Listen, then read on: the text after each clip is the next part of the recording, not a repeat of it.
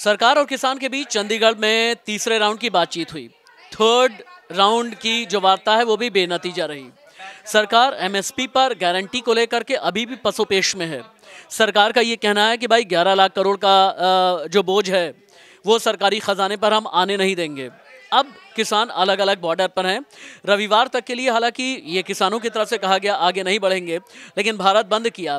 भारत बंद के साथ में कई जगह टोल भी फ्री किए गए हैं। लेकिन किसानों की जैसी तस्वीरें आ रही हैं, रवीन जी, किसानों की जिस तरह की तस्वीरें आ रही हैं, क्या किसी साजिश का इशारा भी है? कहीं पर मास्क लगाया हुआ है किसानों ने। कुछ किसान ऐसे हैं जो नैरेटिव जिनके शब्द इस तरह के होते हैं कि लगता है कि विपक्ष के कोई फरमाबरदार बनकर के खड़े हैं। देखिए, पिछली बार जब किसानों ने ये आंदोलन किया था या ये कहें कि प्रदर्शन किया था, तो बहुत सारे किसानों पर मामले दर्ज हुए थे। और इस बार जो ये प्रदर्शन हो रहा है उसमें एक मांग ये भी है कि जो किसानों पर जो मामले दर्ज हुए उन्हें हटा लिए जाए।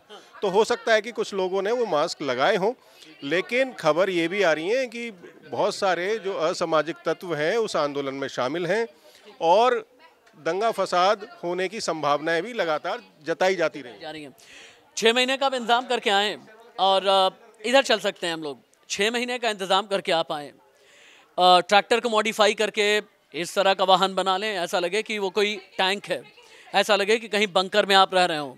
शंभू बॉर्डर पर बवाल हो जाए, शंभू बॉर्डर पर आंसू गैस के गोले छूटने की नौबत आ जाए, तो फिर ऐसे में आप कहेंगे तो क्या कहेंगे? अब अभी जो चल रहा है किसान आंदोलन, इसको आंदोलन के तौर पे देखती हो, बवाल के तौर पर, उपद्रवियों के तौर पर, अराजक स्थिति के तौर पर, किसी कॉन्स्पिरेसी यानी साजिश के तौर पर? ये साफ दिख रहा है कॉन्स्पिरेसी है, क्योंकि उन्होंने खुद भी, किसान नेता ने खुद भी कहा है कि मोदी जी की लोकप्रियता बहुत बढ़ रही है। एक राम मंदिर की बात सुन के लोकप्रियता एकदम हाइक पे चली गई, हमें उसे गिराना पड़ेगा, ये ऐसा उनका खुद का स्टेटमेंट है। तो ये जाहिर से दिख रहा है कि ये कॉन्स्पिरेसी है। तुम कहना चाहते हो कि कोई एंटी मोदी एजेंडा काम कर रहा है? क्या किसानों के बीच श्रुति क्या किसानों के बीच, किसान आंदोलन के बीच कोई anti government, anti Modi agenda काम कर रहा है? आई पर्सनली फील कि अभी जो भी चल रहा है ये करंट सिचुएशन सही नहीं चल रही है। बाकी अभी मुझे कुछ कहना नहीं है खास, क्योंकि मुझे ऐसा लग रहा है कि बस मोदी के खिलाफ जाना है। लोकसभा इलेक्शंस आ रहे हैं, कुछ ना कुछ उपद्रव करते ही रहना है। और क्या किसान आंदोलन अपनी मांग को, अपनी जायज़ मांग को मनवाने की कोशिश है या मोदी के खिलाफ कोई एंटी मोदी एलिमेंट है?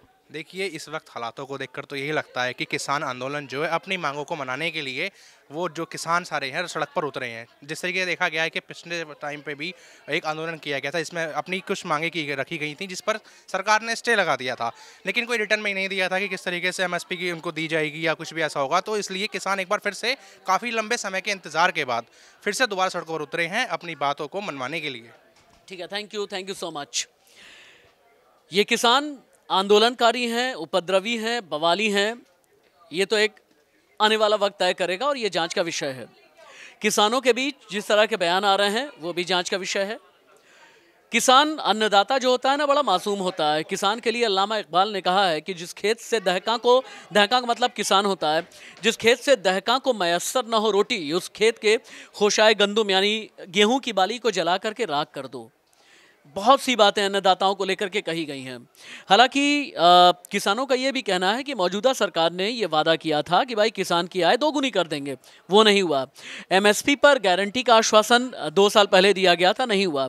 3 कानून आप लेकर के आए, जब 3 कानून के खिलाफ 378 दिन तक किसान सड़क पर रहे, कानून वापस लेना पड़ा, तब भी एमएसपी को लेकर के कॉन्क्रीट बातें की गई थी कि कोई कॉन्क्रीट प्लान लेकर के आएंगे, लेकिन ऐसा नहीं हुआ। अभी भी पेच फंसा है। अब देखते ही हैं कि ये आंदोलन कितना बढ़ता है। नमस्ते।